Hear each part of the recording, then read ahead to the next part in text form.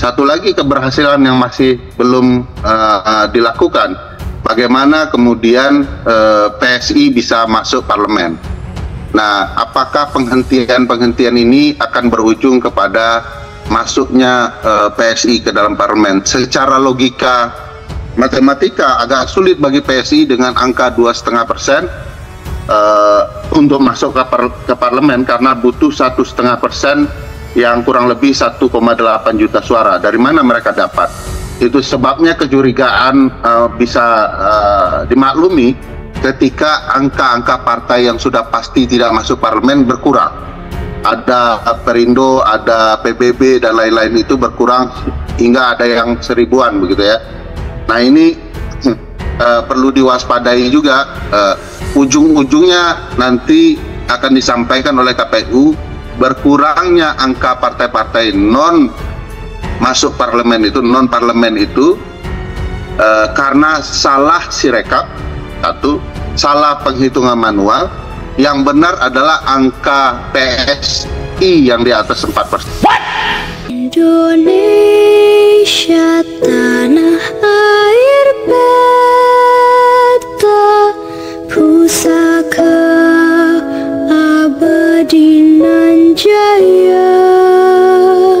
Temuan kami soal penggelembungan suara yang kita bahas kemarin, temuan kami sekarang kalau digambarkan dalam bentuk peta, itu terjadi di 16 provinsi, di 83 kabupaten kota.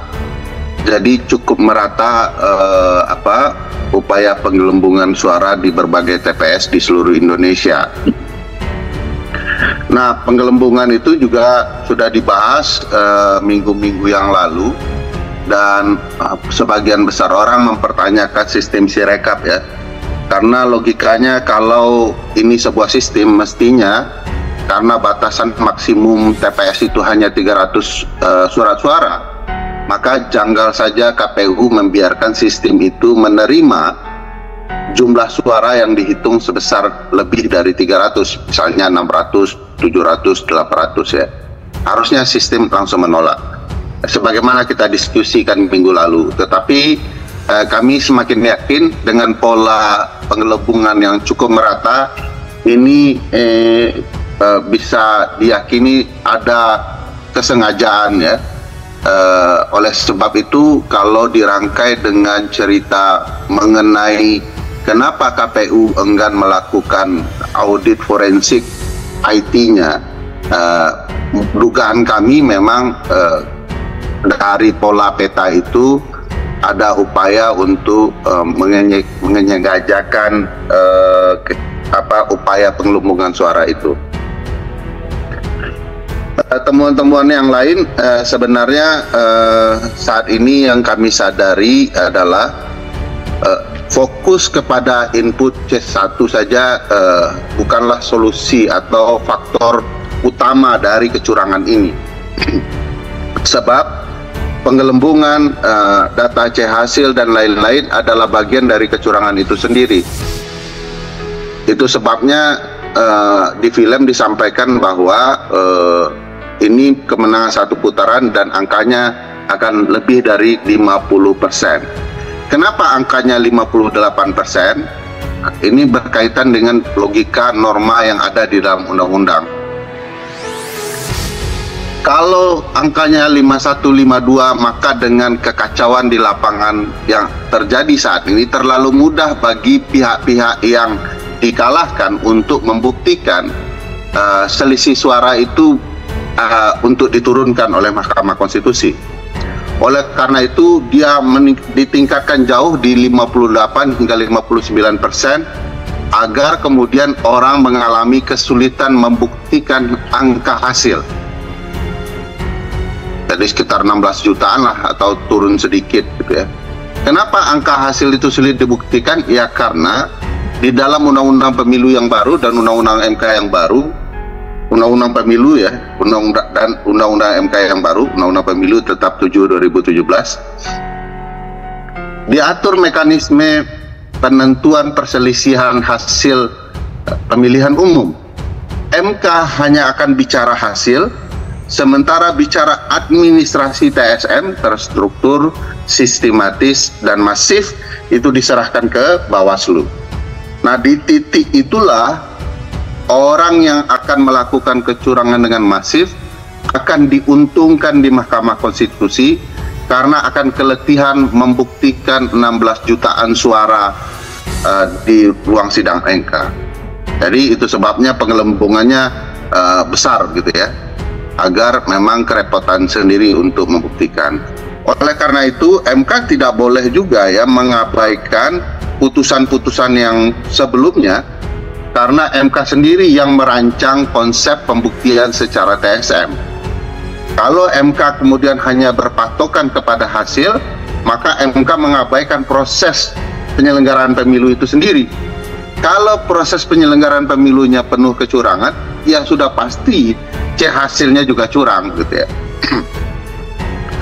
Saya juga sering memberikan peristilahan kalau di dalam sepak bola pertandingan hasilnya skornya 2-1, lalu yang kecurangan yang dilakukan adalah pengaturan skor, ngapain kemudian membuktikan skor itu sendiri? Tapi harus dibuktikan prosesnya gitu ya. Prosesnya yang harus dibuktikan, wasit terlibat, pengaturan skor terjadi antar pemain dan klub. Jadi itu yang mestinya dibuktikan. Dari data-data yang ada saat ini sebenarnya sudah mencukupi ya untuk mengatakan kecurangan itu telah terjadi di seluruh lini tahapan penyelenggaraan pemilu hingga kemudian sirekap belakangan ini. Apalagi tadi sebagaimana disampaikan, untuk data kami saja kami bisa mengumpulkan di 16 provinsi dan 83 kabupaten kota. Apalah kita ini cuman organisasi masyarakat sipil ya yang berupaya mengumpulkan berdasarkan penelusuran manual. Jadi kita menelusuri sirekap KPU dan mencoba mendeteksi apa saja yang terjadi. Setiap TPS yang angkanya lewat 300 kita data itu sebagai penggelembungan suara, pasti penggelembungan suara. Nah, saya tidak terbayang kalau KPU sendiri tidak bisa ya mengumumkan di mana saja wilayah terjadi penggelembungan suara dan apa yang terjadi. Nah, ini KPU membuat hal-hal yang baru ya, setelah sirekap bermasalah, penghitungan manual berjenjang hendak dihentikan pula. Nah, ini akan menambah kegampangan publik soal hasil pemilu kita. Karena dari berbagai keberhasilan Pak Jokowi, mulai dari menempatkan Gibran dalam surat suara dan kemudian membuat kemenangan satu putaran dengan 58%. Satu lagi keberhasilan yang masih belum dilakukan, bagaimana kemudian PSI bisa masuk parlemen. Nah, apakah penghentian ini akan berujung kepada masuknya PSI ke dalam parlemen? Secara logika matematika agak sulit bagi PSI dengan angka 2,5% untuk masuk ke parlemen, karena butuh 1,5% yang kurang lebih 1,8 juta suara. Dari mana mereka dapat? Itu sebabnya kecurigaan bisa dimaklumi ketika angka-angka partai yang sudah pasti tidak masuk parlemen berkurang. Ada Perindo, ada PBB dan lain-lain itu berkurang hingga ada yang 1000-an begitu ya. Nah, ini perlu diwaspadai juga. Ujung-ujungnya nanti akan disampaikan oleh KPU, berkurangnya angka partai-partai non masuk parlemen itu, non parlemen itu karena salah sirekap, satu, salah penghitungan manual. Yang benar adalah angka PSI yang di atas 4%. Nah, ini akan ke sana kalau dibaca proses yang berhenti, sebab mustahil bagi PSI dengan angka 2,5% doang, kecuali doanya Mas Wahyu ya, itu bisa terkabulkan sampai 4%. Orang ini bongkar. Satu lagi, rencana Jokowi belum selesai. Operasi senyap, loloskan PSI. secara logika matematika dan logika lembaga-lembaga survei itu tidak masuk akal. Saya pikir itu dulu soal angket. Saya tidak tahu ya, yang jelas angket itu secara hukum tata negara ya biasa saja. Ada di pasal 20A Undang-Undang Dasar, ada di pasal 79 Undang-Undang MD3 ya, MPR, DPR, DPD, DPRD gitu ya. Jadi angket adalah hak penyelidikan karena ini terjadi tanda tanya luar biasa besar di tengah masyarakat. Masa DPR-nya tidak mau menggunakan haknya menyelidiki apa yang terjadi saat ini? Indonesia sejak dulu